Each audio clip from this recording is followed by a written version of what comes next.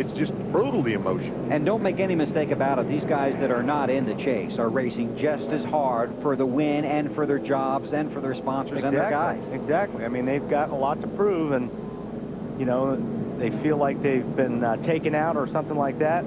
You hope that NASCAR makes the right decision, but you can't sometimes control your emotions right at that moment. And it has been an extraordinarily frustrating season for Robbie, who has not run well, has missed races, has not had the year he was hoping for since forming his own team. Alan, what do you got? Imagine a driver who's got a really, really good car today, riding around, watching all this happen around him. That would be Tony Stewart. He just called in on the radio and said, you know, I've been involved in all these different kinds of things over the years.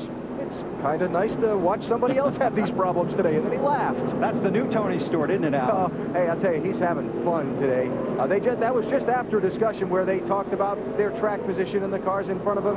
And he said, nah, no problem, we'll get him. Mike Bliss has another issue. Yeah, where was he all this time? He's over coming out of turn 2 right now. I guess that they sent the wrecker to the car that was damaged the most, and he finally got tired of sitting there, I guess. But it says he's on the lead lap. He still scored on the lead lap. Alan? Hey, guys, Bliss has been on pit road a couple of times for repairs, so something's happened after he left pit road and went back onto the racetrack. I'm trying to find out. Be right there. What happened? He broke a rear brake rotor. That's what it was. Oh, okay. Broke a rear brake rotor when he went back on the track and wrecked. Well, he's got a left front tire down as well. There's debris. That would be your basic brake rotor. And that is on the straightaway right there. It's probably pretty warm, too. Yeah, you don't want to run over that right now with those nice soft Goodyears, because if you do, it'll be a minor explosion. We were talking about Tony Stewart. He's gone from 13th to 7th in just 8 laps of green flag racing. And all the spotters are telling their drivers right now to stay to your right, because there's a rotor to your left.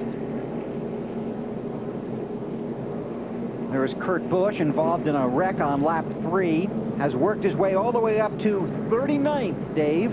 And if you've noticed, Bill, all those restarts, he's been starting at the back of the field. He hasn't been on the inside trying to make up lap after lap. He's still 66 laps behind. That's where he restarted when he came back to the track. But listen to this.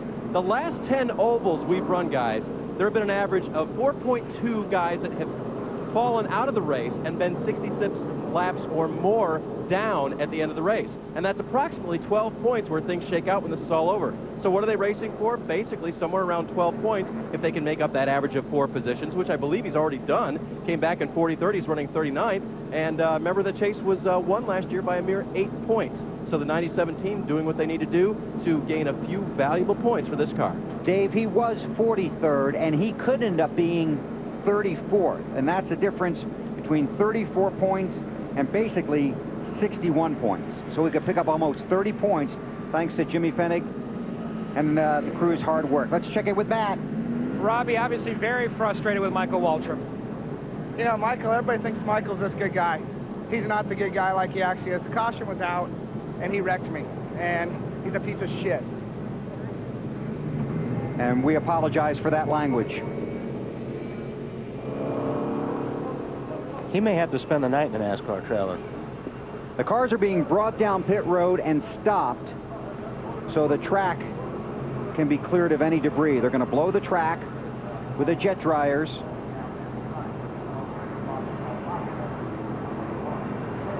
And just listening to some NASCAR traffic on the radio, and NASCAR has warned all the teams and their drivers to settle down, that they will not only park them for this race but for future races.